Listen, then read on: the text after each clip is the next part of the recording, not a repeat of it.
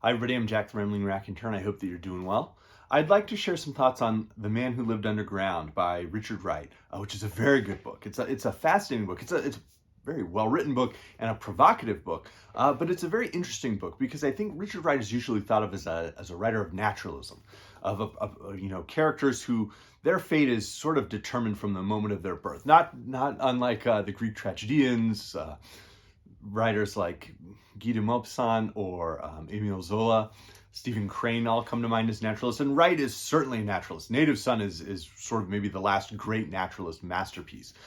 Bigger Thomas, from the day he's born, who he's born, to where he's born, the lack of wealth he's born into, the society he will exist in, all of that sort of shuffles the cards and gives him a hand that is never going to allow him to win. And that is what Wright explores across Native Son. But he wasn't just a naturalist. And The Man Who Lived Underground is this brilliant experimental exploration where Wright is really using the form of allegory. He was certainly experimental in work, his early work, Laud Today, which feels much more modernist. And then Native Son is this naturalist masterpiece. The Outsider is very different as well. Black Boy is an incredible memoir. And so Wright's writing was much more diverse than I think a lot of readers ever give him credit for, because we just don't, we're not exposed to his other works. And this is a fascinating one that, while an allegory, feels almost prophetic in the way that aspects of Brave New World by Aldous Huxley can, where you can have a work that is an allegory or is a satire, but ultimately if things don't change or if things regress to a certain degree, the work begins to feel almost prophetic and in a very scary and frightening way. And that's the case with The Man Who Lived Underground. It was never published in an unexpurgated edition during Wright's lifetime. This edition was only published quite recently, in the past 2 years, from Library of America. And Wright had written this edition. What was published was a redacted version that was really a short story, excising, I would say, over 75% of the text. So there's no resemblance of this incredible novel to the short story that was in, I believe it was 8 Men Out is the short story collection that published it.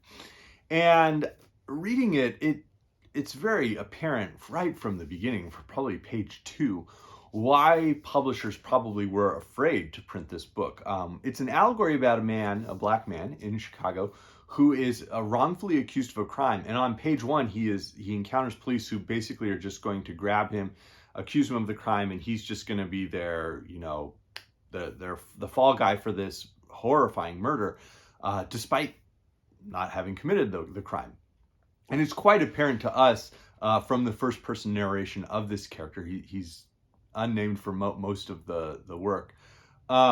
It's quite apparent that he didn't commit this crime, but he is wrongfully accused. We then see his interrogation, which is torture. And it's quite graphic, and I can see why in those, just the first 30 pages of the book, publishers would have been very hesitant to publish this in the 1940s in the US. It confronts horrors that were existing at the time, that would continue to exist, that still continue to exist. I mentioned the prophetic aspect of the book in great detail. But the middle section, where our unnamed narrator manages to escape in a rainstorm, he's sort of just left unguarded because he just seems so docile and overwhelmed from the torture, and he escapes into the sewers of Chicago. And that's where we spend the next roughly 100 pages almost. And we see his ability to move through sewers and basements and peer into the world that he once inhabited and see different aspects of that world from this new perspective, from the perspective of a person who was condemned, wrongfully beaten and tortured, and who now has sort of had the cataracts of society removed from his eyes, and he's looking at everything from a different perspective.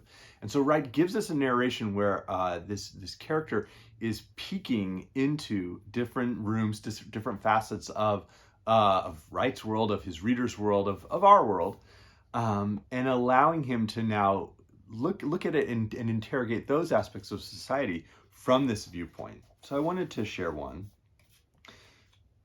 So he's looking in, the singing was on the other side of the brick wall. That's a colored folks' church down in one of them sunken basements. Excited, he wanted to observe the church service without being seen, without being a part of it. His fingers combed the brick wall for an opening, no matter how slight. He was frantic, possessed. He looked to the left, to the right, down to the blackness of the ground, and then upward, and was startled to see a bright sliver of light some 7 feet above him, falling obliquely into the darkness, cutting the air like the long, sharp blade of a razor. If I can look through that crack, I can watch him. He struck one of his 2 remaining matches and held the flame above his head, and saw several rusty pipes running along the length of the dingy ceiling. Standing on tiptoe with the dying match in his hand, he photographically located in his mind the exact position of the pipes. And so he continues to look through, and he finally sees this small gathering of people singing hymns. He'd been hearing them. His first impression was to give vent to a loud laugh, but the laugh choked in his throat. Then he wanted to leap through the 1/4 inch of crack straight into the midst of those foolish people and gather all of them about him, telling them, "Don't do this to yourselves." His emotions subsided and he came to himself. What was he saying? The sense of the life he had left above ground crushed him with a sense of guilt. Would not God strike him dead for having such thoughts? As he lay upon the bed of pipes, he knew this. His life had somehow snapped in two. But how? When he had sung and prayed with his brothers and sisters in church, he'd always felt what they felt. But here in the underground, distantly sundered from them, he saw a defenseless nakedness in their lives that had made him disown them. A physical distance had come between them and had conferred upon him a terrifying knowledge. He felt that these people should stand silent, unrepentant, with simple manly pride, and yield no quarter in whimpering. He wanted them to assume a heroic attitude, even though he himself had run away from his tormentors, even though he had begged his accusers to believe in his innocence. And that it's notable that that's really the first experience that the man who's living underground, our narrator, sees of the world again, of the world he once felt he belonged to, is that it is a church setting. Because a key aspect of the allegory Wright has here of a man who's underground, who's now going to peek into the real world and seeing it from a different perspective, seeing it from this new sense of who he is in his own identity as someone who has been wrongfully accused and has just narrowly escaped with his life, is that Wright is going to probe at and peer at all of these different aspects of the society he's existed in. So here we see him, peering into a church. And Wright spent a good portion of his youth being raised by his grandmother, who was a Seventh-day Adventist. And so his encounters with her and with her faith, a faith that he didn't, ever really fully share, and ultimately would be more and more skeptical of. That's what he's probing at here within the allegory, is that he is now seeing, sort of having discovered who he is as a writer, as an artist, as a person. He's now examining all those different aspects. He goes and sees the basement of a funeral home. He sees, in one quite interesting one, mounting the spiraled staircase, he heard the voices roll as in a steady wave, then leap to a crescendo only to die away, but always remain audible. Ahead of him glowed red letters, EXIT. At the top of these steps, he paused in front of a black curtain that fluttered uncertainly. And so he sees into... This is a movie, he said. Slow laughter broke from his lips. He stood in a box in the reserved section of a movie house, and the impulse he had to tell the people in the church to stop their singing seized him again. These people were laughing at their lives, at the animated shadows of themselves. Why did they not rise up and go out into the sunlight and do something, some deed that would make them live? Compassion translated itself into actuality. In his imagination, he stepped out of the box, walked out upon the thin air, walked on down to the audience, and hovering in air just above their heads, he stretched out his hands and tried to touch them. His tension loosened, and he found himself back in the box, looking down into the sea of the faces. No, it could not be done. He could not awaken them. He sighed. Yes, they were children, sleeping in their living, awake in their dying. And that fundamentally is the view that Wright wants to examine. The aspects of the novel that feel so prophetic, the aspects around brutality, specifically brutality from the police, miscarriages of justice, living in a society that does not view him as an equal member of the society, as a fully human member of the society, and thus as someone who can just be used as a commodity, and the injustices that exist there aren't the reason Wright was writing the novel. The extended essay, Memories of My Grandmother, is at the end of it. And it's where he's going in and explaining his allegory, explaining what he felt like it meant to be this man living underground. This sense that when he wrote it, it was almost just flowing from his pen or from his typewriter, that the words just seemed to come in a stream. The ideas seemed to push out very quickly in a way where he would draw on specific experiences, but he would mix them up. It wasn't this chronological, this happened when I was a child, and then this when I was, a teen, and this when I was a young man, and this when I was, a struggling writer. But rather, there were all these different experiences he had mixed up and then just flowed out from his mind. But he's not necessarily looking at society simply to condemn it and explore those ideas around miscarriages of justice, though they feel so evident and they resonate so strongly still today in 2022. What he was examining was his version of Plato's Allegory of the Cave. And he had a very fascinating perspective on the Allegory of the Cave, which is in Plato's Republic, where with Plato, the men are chained and they see, they hear things, they see things, but they see shadows. They don't really see what's happening. And that's their perception of the world. And what Wright wanted to examine was, well, what if you got out of the cave? What would you do? Would you come back? And here he's switched the metaphor where it is within the cave that reality can be seen, reality can be perceived. And in the final 30, 35, 40 pages, Wright has his narrator come back above ground, having seen and borne witness to all of these different moments from his perspective. At one point, he's able to go in and steal jewels and diamonds, and then he just kind of throws them on the floor and mixes them up in the mud. They have no meaning underground. And that allows him to question, well, what is the value of money above ground? What is that value within our society?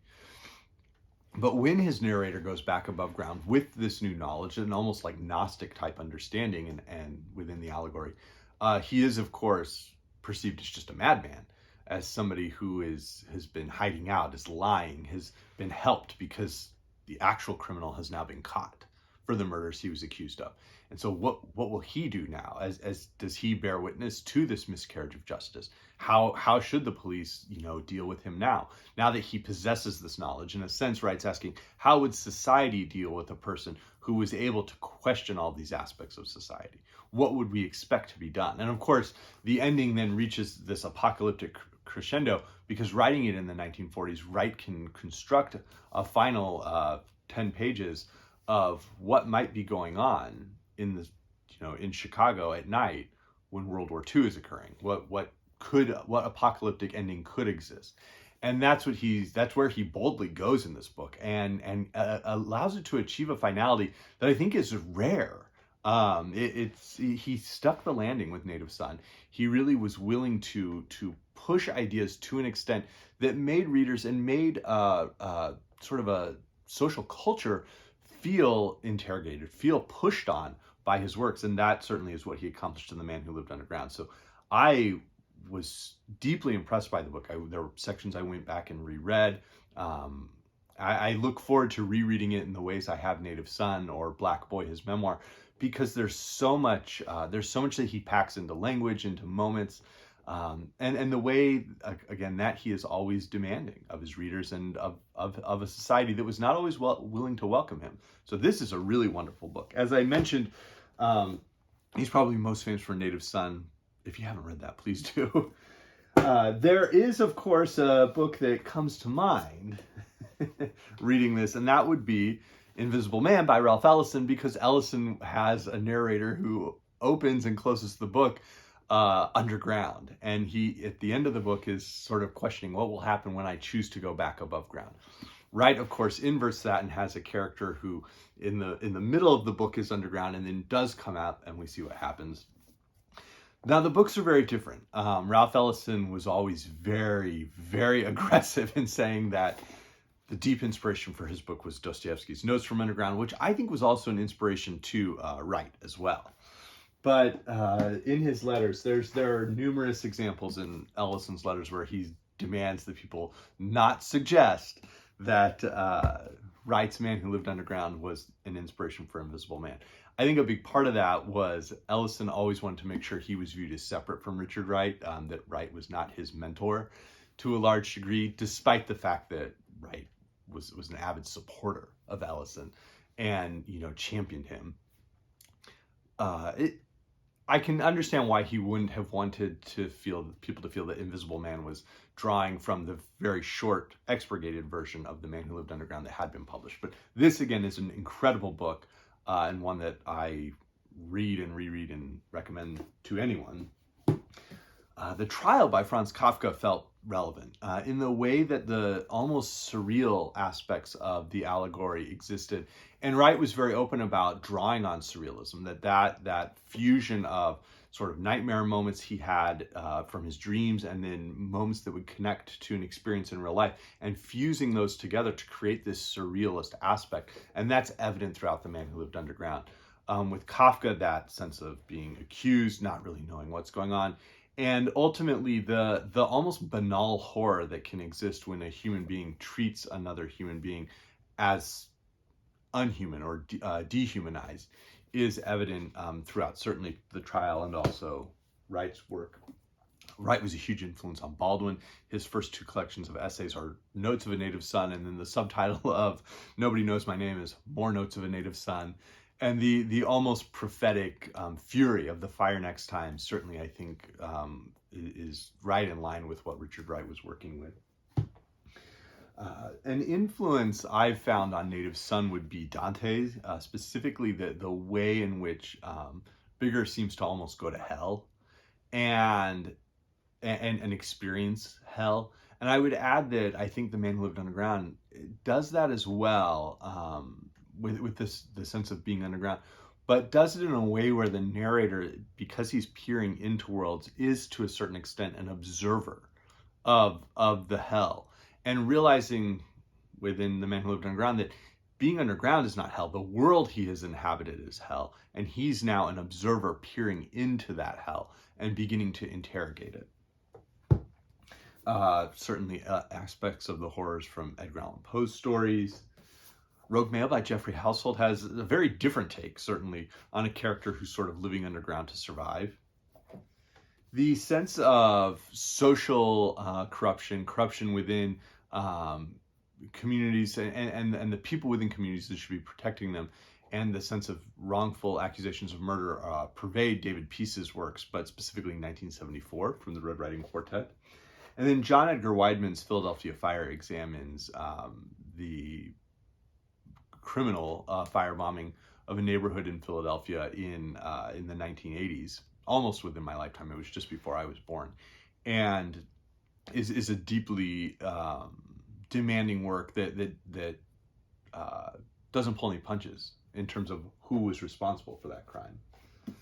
And then finally, a huge influence on Wright, specifically with that surrealist aspect, would have been Freud, the interpretations of dream. He was very open about, Wright was always very open about who his influences were. Ellison was also very open about who all of his influences were, except Richard Wright.